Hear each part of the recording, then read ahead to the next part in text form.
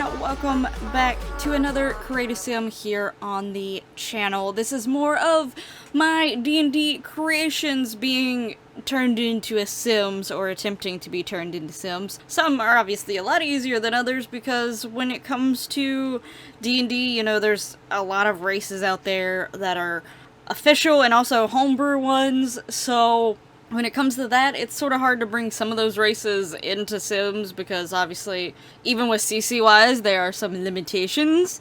But I really wanted to give this a try, and I've had a lot of fun creating these Sims, even the ones that are a little bit more challenging to make. Today's character is not so challenging because they are a half-elf vampire, so pretty easy to do because pointed ears are quite easy in the Sims, even without CC, actually. So, yeah, anyway. You might notice that you might hear a little bit more background noise than usual because I still have, there's one or two fans that I usually turn off when I record any sort of voiceovers whatsoever because of the way that they sound, but if I turn them off, because I brought another fan into my room, like it is so hot today, and like with my computers and stuff like that, I'm pretty sure at some point I'm gonna have to just shut them down for longer periods of time than I usually do, because I usually, when I'm off work especially, I like to try to be editing and recording as much as possible, but I don't believe I'm gonna get to do that today, not until at least nighttime, evening-ish. So yeah, it sort of sucks, but I really needed to record this voiceover because actually this video needs to go out today! So yay! I'm going to burn up for a bit. But there was no way that I couldn't turn, I turned my air conditioner off and the one new fan because it's actually like a giant fan. But the rest of the fans, they have to stay on or else I am going to die. So I apologize for that, but I did move my mic a little bit closer, so hopefully that means that my voice will drown out the fans a little bit better. So when I go into the editing process, you won't hear the fans as much. So we're just gonna hope. But anyway, thank you for joining me in today's video. If you have not seen the previous characters, this is like the 5th character, I think. Wait, we've done Nita, Eva, Fee, and Vaya. So yes, this is the 5th character. And this is my first male character that you'll be seeing. I don't have too many male characters. I don't know if it's just because I naturally gravitate to making female characters because I am a female, so like I can relate to them somewhat more, or is it partially because I just like drawing females more? I'm a lot better at drawing them than I am males. Also, Sims, I have more of an option in female. I don't know. Anyway, I don't have as many males, but here is the first one, which is Itzal Calor. And like I mentioned earlier, he is a half-elf vampire. Basically, with his story, his dad sort of went against the village at first and actually gave a relationship a try with this human lady. And ultimately, once they were together for a while, they had 2 kids together, Itzal and then his younger sister, which I'm actually forgetting her name right, Camilla. Her name's Camilla. They actually started to drift apart. He started going back to more of his old ways. He lived in a village of elves that definitely, like, they definitely are the type of elves that see themselves over top of most races, if not all races. Even others, like certain races of elves, even, like certain types of elves. So, he eventually started going more back towards that. She also started getting interested in vampires and, like, stuff on that side, which he really did not approve of, so ultimately they separated. He sort of kicked her out. He didn't want her to be a part of the kids' lives either, but I'm gonna be honest with you, after a while, he wasn't very close to the kids either, because they were only half-elves. They wasn't full elves, because, you know, that's what happens. So, he wasn't really close to them, but he still didn't want her to have them, basically.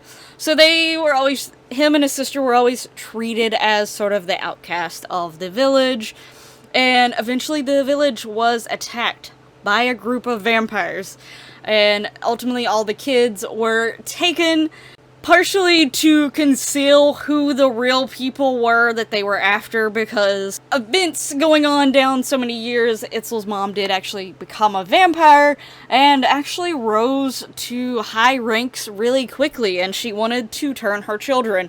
But she also didn't want other groups of people that are after her sort of little vampire clan to figure out which ones were directly her kids until they were strong enough to basically protect themselves, so that's why she had them take all the children for the most part.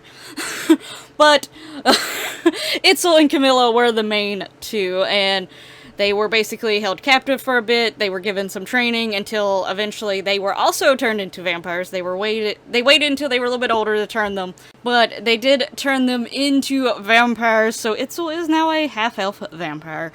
But he still is unaware of the fact that it was his mother who did the whole thing with his village, so he really hates what has happened. He escaped from the place and vowed to try to save his sister because he could not take his sister with him when he escaped.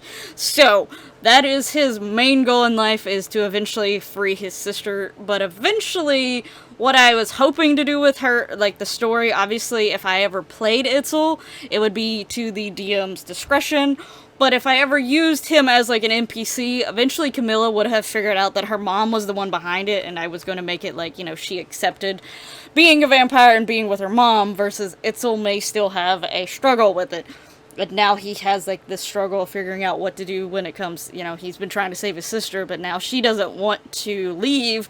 Does he let her stay, or does he still try to take her? Like, it would be a whole dilemma. So depending on whether I actually got to play him ever or I used him as an NPC depends on how that part of the storyline goes. But yeah, anyway, as far as the other things about him, he is a swashbuckler rogue. It's been a really long time since I picked his subclass, so I can't remember why I picked that one. I think it was because it was one of the more, like, it was still roguelike, but it still also had more of a, I think if I remember correctly, of more in-your-face type fighting.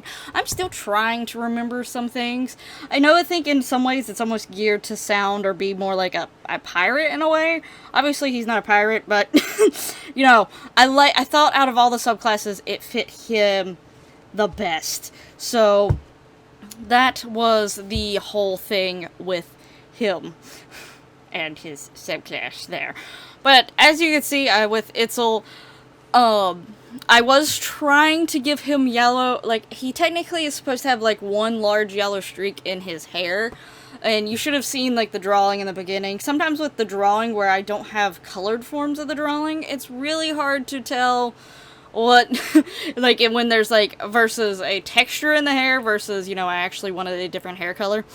But, he is supposed to have, like, this yellow streak through his hair, and I tried to do that in Sims, but some of them were, like, obviously, like, a lot of those, like, little streak things that I have, they're meant for specific hairs, but a lot of times they will work for other hairs, but some of them did not work, and the ones that worked, it was almost too much yellow, so ultimately I decided to keep his hair solid black, because I did want black to be the dominant color, not the yellow. If you've seen the previous, Creative Sims, you do know that currently this creations that are happening right now were loosely based off of the evolutions. It was sort of my way to bring something that I already really liked and use them as inspiration to try to learn some things about D&D and get used to figuring out classes and subclasses and all that sort of stuff. So this is the Umbreon one. And in true fashion, like my Umbreon Sim, this one is a vampire as well. I just think, for some reason, something about Umbreon, if you're going to make him a humanoid-ish creature, to me, vampire just screams to me with Umbreon. So, like, even when D&D, the fact that there is vampires, I had to make him a vampire. So that's how it went. But again, it is very loosely based off of the evolutions. Obviously, you know, he's got darker clothing, because Umbreon's a darker type. Black and, like, yellowish gold are supposed to be his colors. In Sims, I couldn't put much yellow and gold just because of the feel that I was trying to go for. And the colors that some of the things came into. That's why I was trying to do the streak in the hair, but it was overpowering. So I was like, no, never mind. I don't want to do that. So, yeah. But, as far as in game with his aspiration and traits, as you know, potentially, hopefully, if you've been watching these, I am putting all these characters into a household using MCC to allow me to put more than 8 Sims in a household, and then seeing what happens. It's going to be like a little mini-series after this Create a Sim and the build of the house that they're going to be living in. After both of them end, that's when that little mini-series will start, and I'm hoping to use a mod that allows me to give them 5 traits instead of just the 3. Hopefully it's updated and working by the time I go do this. But he is going to have Gloomy, Kleptomaniac, partially because of the rogue thing, Loner, Family-Oriented, because obviously his sister, and Active. I think I made his main ones Gloomy, Kleptomaniac, and Loner. I think. Unless I prioritize Family-Oriented over one of those. I can't remember. Okay, actually I did. I prioritized Family-Oriented over Loner. But he also has Gloomy and Kleptomaniac. So if I can't get the mod to work, those are the 3 that he will have. And his aspiration is good vampire, because he doesn't want to be like, yeah, he's been turned a vampire, so he's sort of got to live with this right now, but he doesn't want to be like a evil, bad creature of the night. So he's going for more of the good vampire trait. The part of the reason why I'm worrying about the aspirations and stuff is just because I want to see if they actually will do anything for their aspirations on their own. This was sort of like a little experiment test, as well as just to see what happens when all of my D&D characters are together. But yeah, anyway, you should be seeing the screenshots now. I hope you've enjoyed this video and you like how Itzal turned out. If so, hit that lovely like button. Subscribe if you're not already so that you can see the future D&D characters. I have made quite a few of them, but I have shrunk it down to where I'm only going to be doing like 30-some in CAS for now. I might do a series 2, and the rest of them that are not going to be a part of this series will show up in that series. Let me know down in the comments below if you would like to eventually see later on the channel series 2 of my D&D characters and see more of them come to life in Sims. Also, let me know who is your favorite character so far. There's only been 5, but I'm interested to see out of those 5, who is your favorite as of right now. Thank you so much for watching. I hopefully will see you in the next one, but for now I am going to be leaving this video and turning all my fans back on because it is already sweating hot in here. But thank you, and I'll see you next time, hopefully. Bye bye!